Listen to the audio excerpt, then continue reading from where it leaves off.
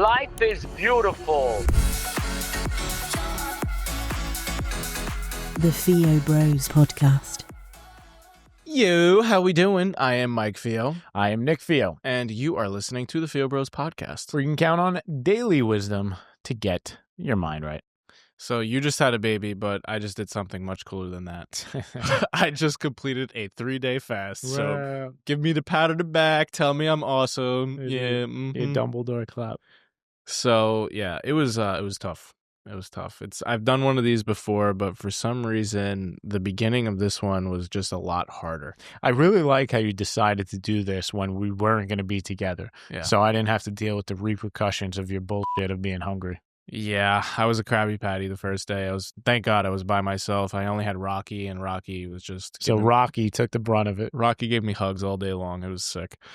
But, yeah, people say the key in the beginning is to just keep yourself distracted, because if you hold out long enough, eventually your body goes into ketosis, and then that severely reduces your hunger, and then you start feeling amazing. But those first 24 hours are like a real challenge. So they say get yourself as distracted as possible. And I think there's truth to that. But I was at this point where I was working from home. I'm trying to prep some episodes.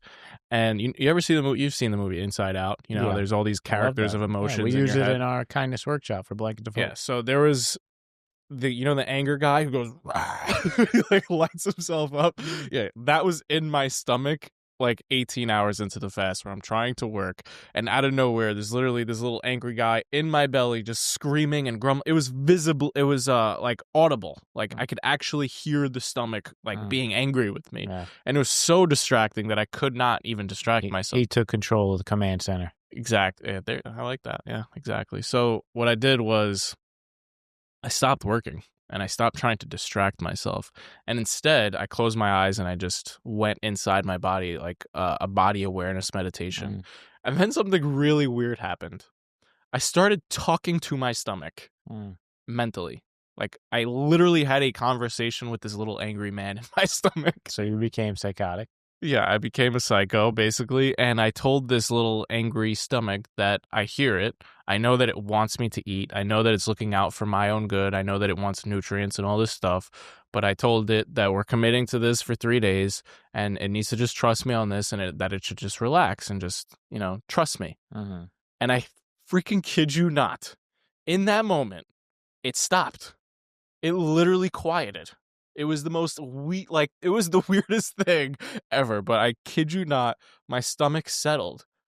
And then from then on, the fast got easier and easier and easier and easier, because I made that commitment to my body. Like, I spoke to my body and to myself. And it reminded me of the power of self-talk. Yeah. How powerful talking to ourselves can be. Yeah. Amanda obviously just gave birth, my wife, and in the hospital, the nurses were also recommending the self-talk. As she was going through labor, they were saying, just, continue to tell yourself, I got this, I can do this, I was born for that, like all these things. And we were going through it together with her, and she was repeating them. And I got to say, it really did help her through probably a way more difficult time than your little measly 3-day fan. She had what is that thing called? Epidural. She had epidural, so no count. So, she's gonna be so pissed at me for saying that. No, I'm only kidding. But no, 100%. Self-talk works. We've talked about this in a previous episode, that Navy SEALs teach self-talk as one of their 4 core pillars. And I did some research. I wanted to see, what do they actually teach at Navy SEAL training for mental toughness. So teach us what. So these are the 4 core pillars of mental toughness from the Navy SEALs themselves, which are the baddest mother effers on the planet.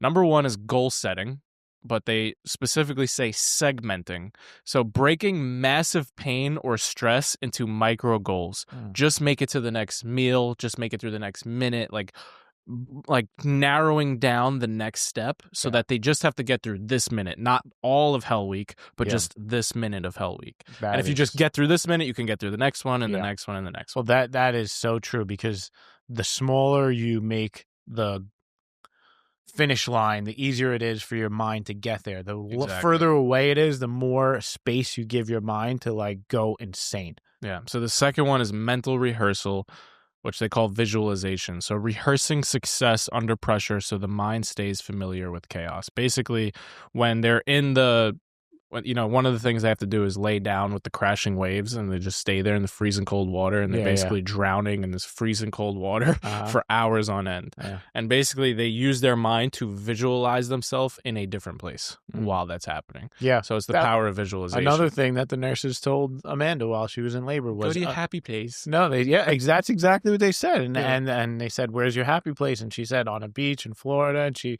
literally was imagining herself on a chair taking the sun. So that was, there you go. Look at this. So now you're not going to shut up about this whole baby thing. Every episode's going to be about the baby from here on out. Sorry to the this listeners. was labor. Same shit. Number 3 is self-talk, which we talked about. And number 4 is arousal control, which they call breathing. Arousal control sounds a little crazy. Arousal control. No, it's breathing. So box breathing. 4, 4, 4, 4 to regulate stress response. That's what they teach them. So to just control their breathing through the box thing. Once again, something they teach the nurses teach in labor. It's all about your breath and being able to control it with the contractions. So this is crazy how much that this has been applied to women probably doing the most difficult thing in the world. Yeah, so I think for people listening, feel free to use any of those, but I really wanted to focus on the self-talk because that to me is the most accessible and like the most powerful of the 4 and has the most bang for the buck. And I always remember like in terms of a real life practical application for this, I remember when I was living in Jersey City, my roommate, Alex Callie, he's a big runner. He loves running. And I remember we would go to the gym together and I would lift weights because I'm not a big runner. And he would go right to the treadmill and he would just go hard on the treadmill. Like I'm talking max speed, like sprinter status. And I remember there was one time I was lifting and I look over at him. He's going ham and he's literally talking to himself on the treadmill. Like, let's go, baby. Let's go. Looking at himself in the mirror saying, let's go, baby. Come on. You got this. Let's go. I'm thinking to myself, is this kid absolutely insane? But then he came on, I was like, what the hell? And he told me like, yeah, I talk to myself while I'm running because it's super motivating. It's how I break through any mental limits is because if I'm not a friend to myself, then obviously I'm going to let the weakness win. And that just really always stuck with me. And now when I run or I'm doing something really tough physically, like a workout, like CrossFit, I use this in CrossFit when I was doing that, when it's like, the thick of the workout and you can't even breathe.